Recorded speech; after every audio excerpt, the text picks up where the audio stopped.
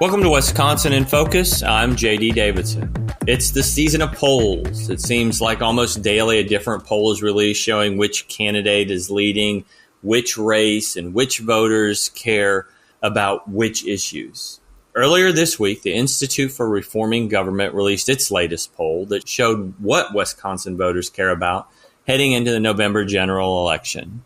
Joining us today is Ben Yount, Wisconsin contributor for the Center Square. Ben, tell us more about this new poll.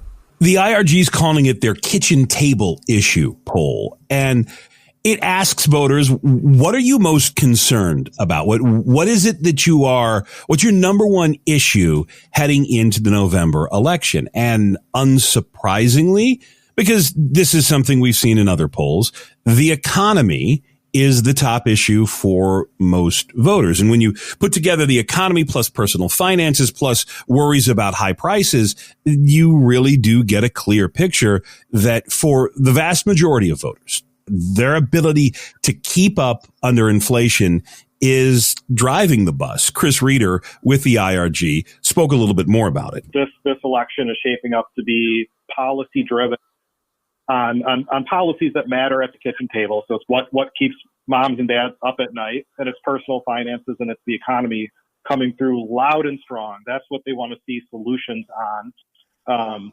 And that's what they want to see candidates, whether we're talking about for president or we're talking about for the Senate or for state legislative races. They want to see solutions to those issues that matter to them. And the issue coming through loud and clear is that the economy and personal finances, right? 56% of respondents pick that as their number one vote driving issue at this point. And it seems to only be getting stronger as the year goes on. Again, there have been polls after polls after polls after polls, and they all pretty much say the same thing, that it is to borrow the line from the Bill Clinton economy, it's the economy, stupid. And as Reeder pointed out later, look, there are lots of white paper issues. There are lots of theories. There are lots of political ideals.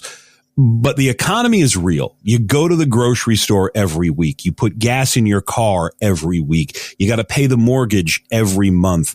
That all of those real day-to-day expenses add up. And, here now, middle of July, we're under 100 days away from Election Day. The economy continues to be the top issue. That makes sense. Here's what I find interesting about all the polls, and I'm sure I'm not unique on this. Every poll will tell you something different. So Wisconsinites are more concerned about money, their financial issues and all that stuff. I wrote a story today on a report. It happened to be for Tennessee for the Center Square about the states where people are most financially distressed. Wisconsin was one of the best states, and they used different metrics to measure financially distressed individuals in each state, and Wisconsin is faring much better than, if I remember correctly, 45, 44 other states. But we've talked about this a lot. While politics is local, so's your money. If you look at the metrics, I may not be doing all that poorly compared to the metrics, but if I feel like I'm doing bad, I'm doing bad.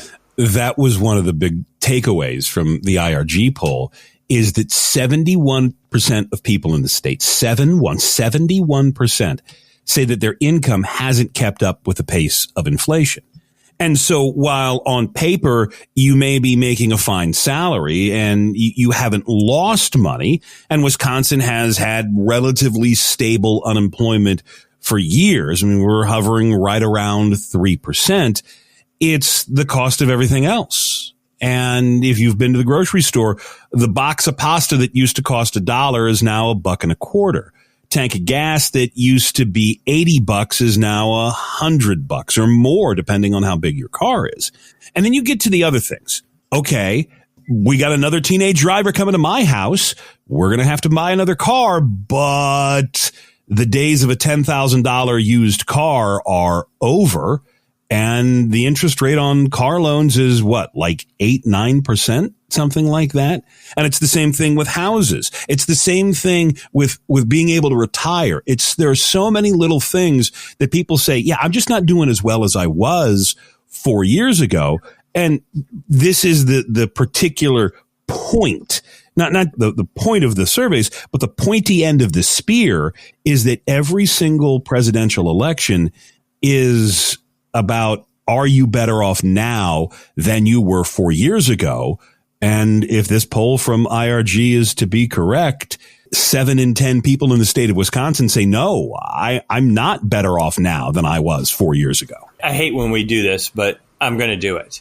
We're of the generation where we had seen in our lifetime huge inflation numbers, huge price increases.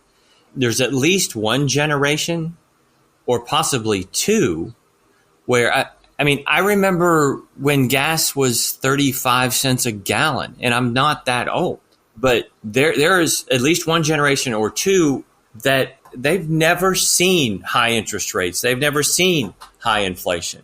It's all been relatively consistent. And I feel like that makes this even more difficult to comprehend for people. The difficulty here is that we had hope. After the 80s, that recession, Ronald Reagan came in and the economy boomed. Even after the 2008 recession, things got back on track. This wasn't 2001 when, oh man, the economy we just got attacked and everything just sort of fizzled. What is driving this inflation was government spending, too much money chasing too few products. But the reason that gas is more expensive is because there were some energy policy decisions. The reason that groceries are more expensive is because an awful lot of people just opted to not work during the coronavirus, and you had to raise the price of labor. Labor's the big cost for every store. And so once you go down the line and you realize that these were choices that were made. But look, I've got kids who are in their 20s now, and it's just so much more difficult for them to move out because, rent on my first apartment was, I want to say like $450. But it was that kind of low where, okay, yeah, you know what? You're not living in the best place, but you can afford it. And now, rents are $2,000, but then you add in, you got a student loan payment, maybe you got to pay for Netflix, and you got to pay for internet, and you got to pay for cell phones. And it really is a sense that an awful lot of young people just feel like they are lost, that they are buried, and they don't have that hope. They don't have that hope that we did, because again, you're right.